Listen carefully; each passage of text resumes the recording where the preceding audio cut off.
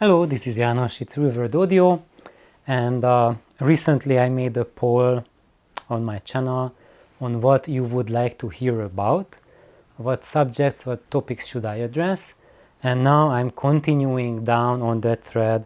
So far I answered or gave an answer to two of them.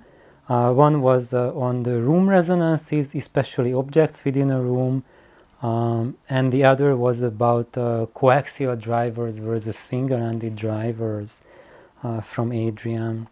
And now I would like to go for Andre Jacobson's post, what he would like to hear about. And he would like to hear about how do we improve our hearing, especially about working on hearing better than normal, especially with damaged hearing. I would like to hear more details on that. So there's Kintaro, he has joined us partially. Okay, now more than partially. So basically the most important part what I noticed for myself is that it is not so to improve our hearing, the first part is not the active part, like what are the exercises you do to improve it, but what you do when you are not listening to audio. That's the most crucial part on improving your ability to hearing, because that part that we took as the ability to hear, to distinguish between nuances of the sound, to be able to consciously recognize those sounds that we normally do not hear. So let me just rephrase this. So basically to improve our hearing is that what we are doing during that process, that we are not changing how our ears work. We don't improve that. We cannot improve that. So that's set. This is for those viewers of mine who are audiologists, so they specialize on hearing. There's like a gazillion of papers saying that whatever damage you have with your ear, that's it. You cannot undo that, and it cannot be undone. However, what can dramatically and drastically change is your ability to consciously recognize what you are hearing, because regardless of how much pre-existing hearing damage one has, what you think that you hear and what your ears actually capture, there are very, very different things. And for those who have trained their hearing, which means they made the listening process conscious. For those people, the more you make your listening process conscious, the more of the sounds that surround you, you make that aware. You become aware of it, and you can tell differences, nuances between those sounds. And that can drastically improve. And if you talk to blind people, then and unfortunately I have actually had, he passed away already, one person in my family who became blind when he was an adult, like totally blind. And once that happens, then you are very much dependent on your hearing, and it's just staggering how much more information you can get out of your hearing when you pay attention to your surroundings. So for example, you can become aware so much of the acoustics around you that you can actually hear, like if there's a wall in proximity to you, how close you are to the wall. Even if no one is talking, it's just your own breathing and natural sounds, you can tell whether you are in a room or a hallway, on the street, or which intersection outside. If you are walking outside, even as a blind person, you know what part of the town you are based on the sounds you hear around you. And even for that, especially even if you are like a blind person transitioning to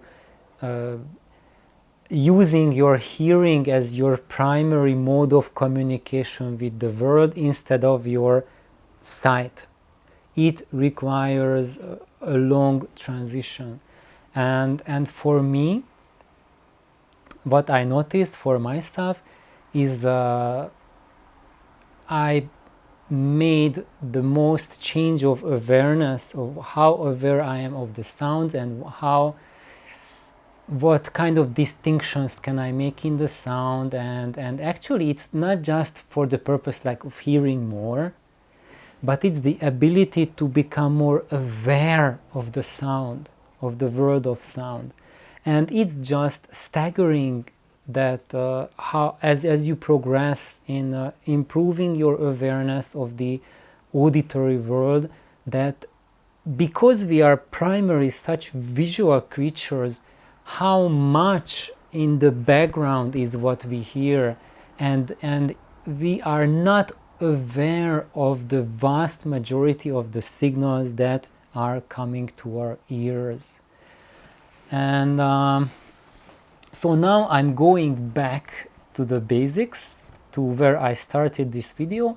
And I started this video is that before we go into how to improve our hearing, first you have to do one thing. You have to be ready to do that process.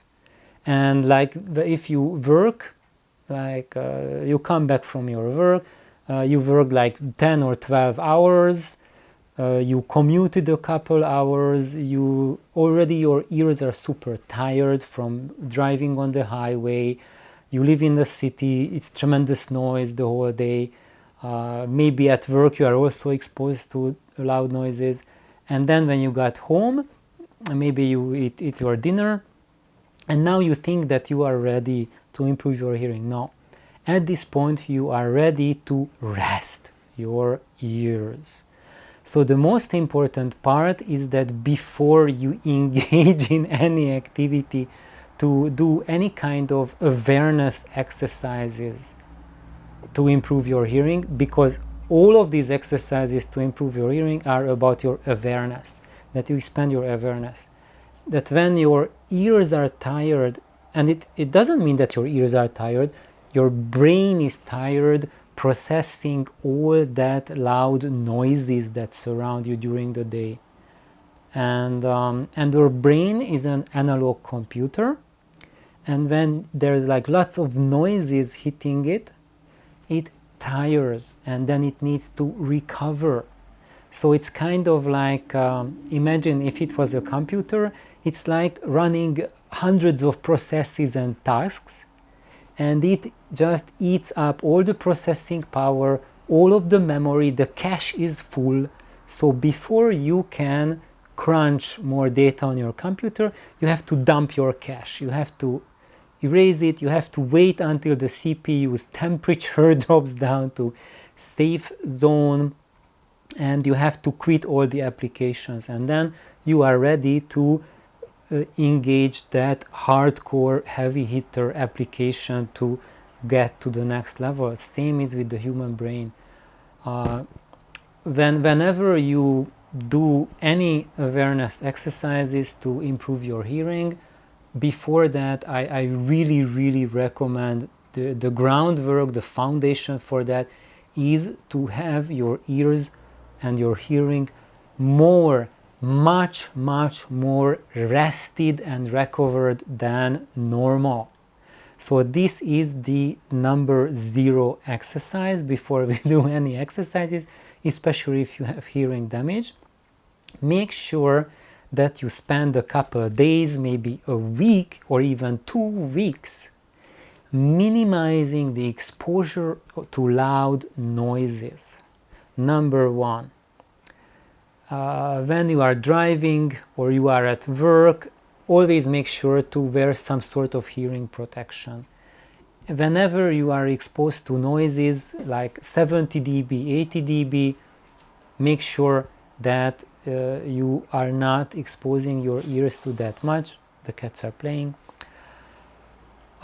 So make it your Kintaro, play gently, Kintaro.